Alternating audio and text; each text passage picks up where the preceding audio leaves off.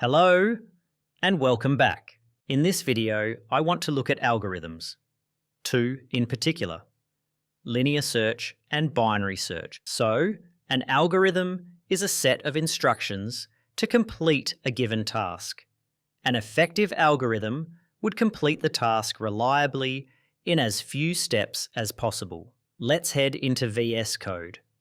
We're going to build a little program where the computer has to guess a number that we choose. We'll first create a function that uses linear search to complete the task. Then we'll improve it by creating a second function that uses binary search. By counting the number of guesses it takes for the computer to guess our number, we'll be able to see which is the most effective. I'll create a new file and name it guess_number.py. Okay, so first I want to define a couple of variables. I will need to have the lowest number and the highest number stored as variables, so I want low_number, and I'll initialize that as 1. Then high_number, which I'll initialize at 100. We want all our user numbers to be within that range. I also want to be able to count the number of times the computer guesses before it gets a correct answer. So I'll have a variable called guess_counter, and I'll initialize it at 0. I'm also going to want to get a user number. I want to just throw in a couple of empty print statements to give me some space in the console. I'll create my user number variable and set it equal to an input function that prompts the user for a number between 1 and 100. I also want to put my input function inside an int function. This is because by default, all inputs are stored as strings, but we need it stored as an integer. Let me put in 2 comments for now for our functions. We'll create them in a second. We'll need one function that uses a linear search and another that uses binary search. Then, down here, below the functions, we'll have another variable called result.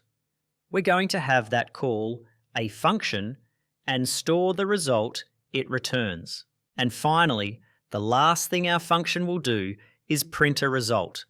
Again, I'm going to place in some extra empty print statements just because I prefer a bit of space in the console. In my print statement, I need the F for formatted statement.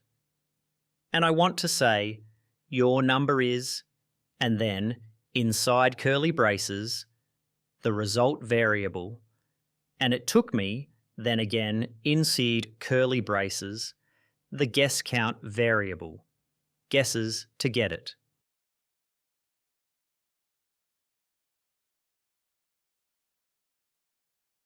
We want to see how many times it takes in order to see how effective each algorithm is.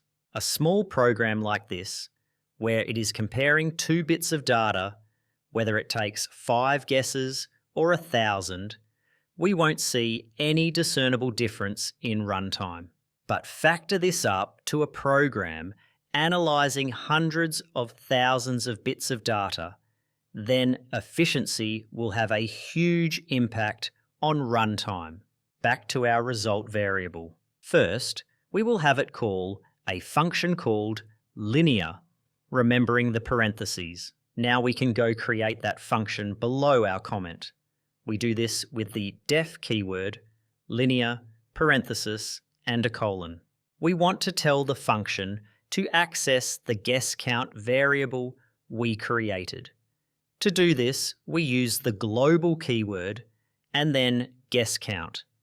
Think of this as giving the function permission to take, use, and edit that variable. Then we create our loop for I in range, and our range needs to be our high number variable plus 1. We add the plus 1 because range stops at, but does not check, the upper limit. So, without it, the loop would stop checking after it hits 99 and exit on 100. If we chose 100 as our user number, the computer would never guess it. Inside this, we want to do two things. First, if I, which is the loop counter, is not equal to user number.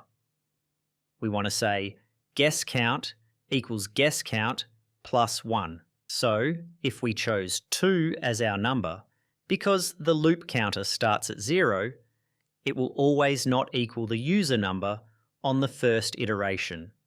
So it will add 1 to the guess counter. Second time around, loop counter is now at 1, but it still doesn't equal 2. Another 1 is added to the guess counter. Third time around, loop counter now equals our user number of 2. That if statement doesn't execute, leaving our guesses at 2. What about when it gets the number then? Well, just an else statement and return I. This will return the number it got 2 before the if statement returned false and the else statement ran. This number then gets stored in the variable result, that called the function, and then is printed along with our guess count. And that is our linear search finished. Let's run it. I'll go to run without debugging. I'll first start with the values at either end. So, 1. And it guessed it with 1 try. Very efficient. Now again with 100, and it took 100 guesses. We still get an instant result, but the program had to run that loop 100 times to get the correct result. Let's run it one more time.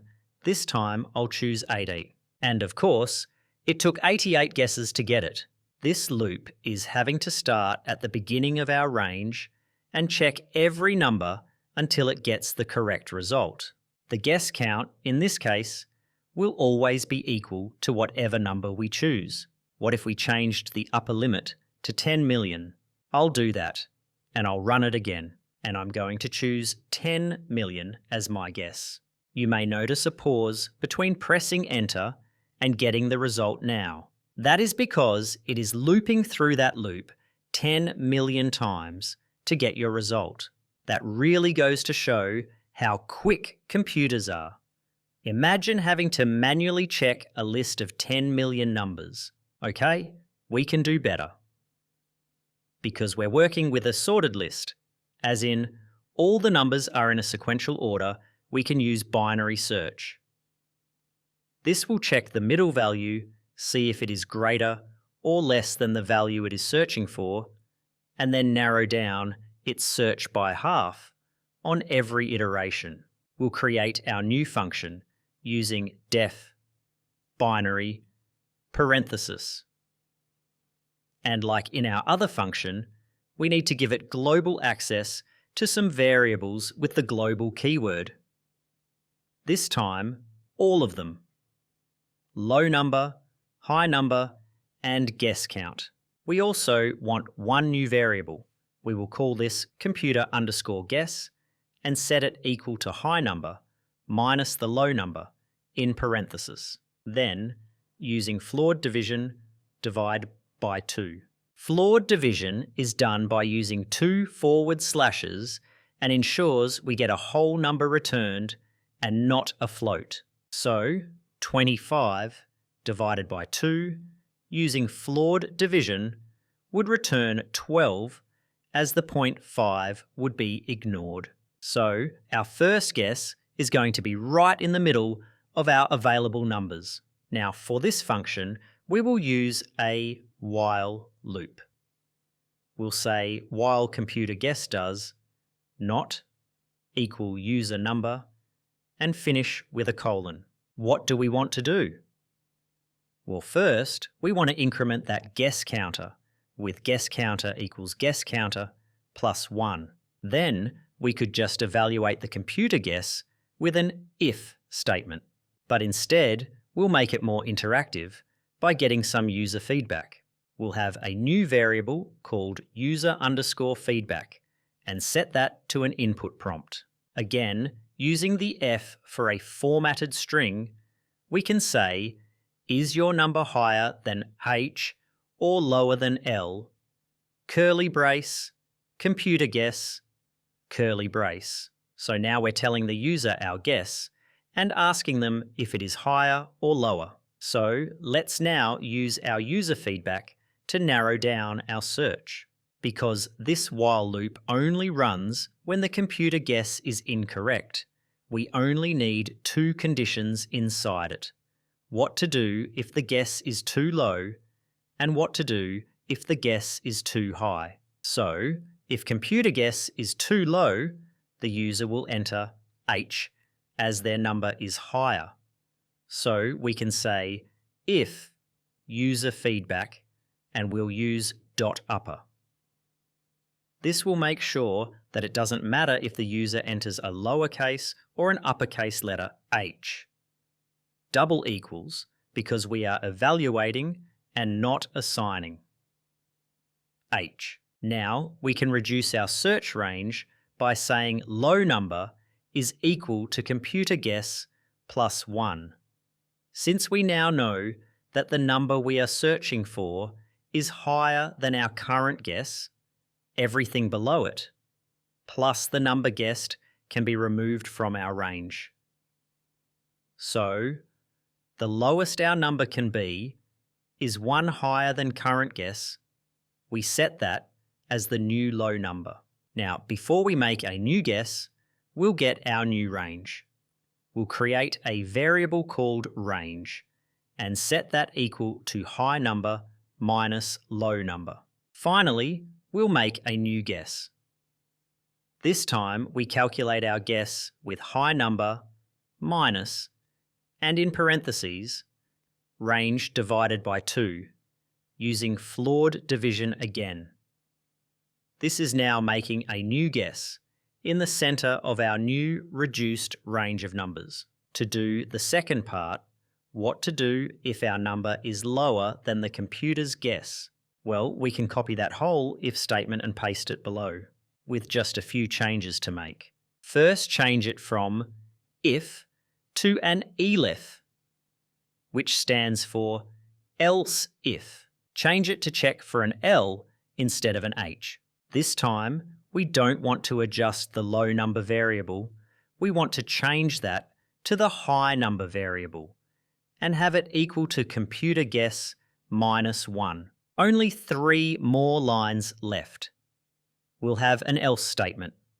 This is just in case the user enters anything other than an H or an L. And in this case, we will just prompt again for user input.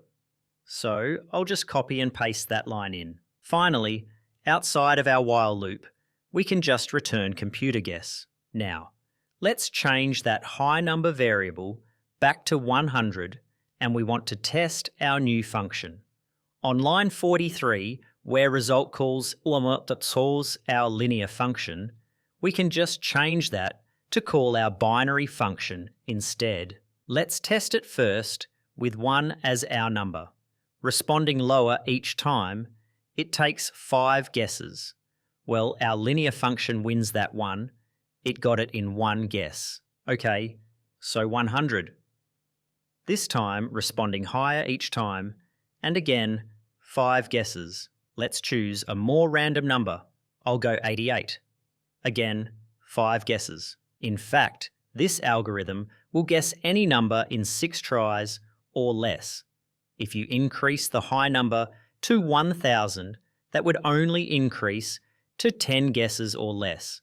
Let's try it with our 10 million limit again. And again, we will choose 10 million as our number. Don't worry, you won't have to spend the rest of your day pressing higher. 22. Tries. Compare that to the 10 million tries the linear algorithm would have taken. I think we have a clear winner. One thing to point out is that binary searches will only work on a sorted list or array of numbers. You could use it to search a dictionary, as that is sorted alphabetically. But if you had a random list of 10,000 objects in a random order, you would have to use a linear search or find a way to sort the list first. And that is everything we're going to cover today. Thanks for watching. As always, please like and subscribe. I really do appreciate it. Comment any questions below.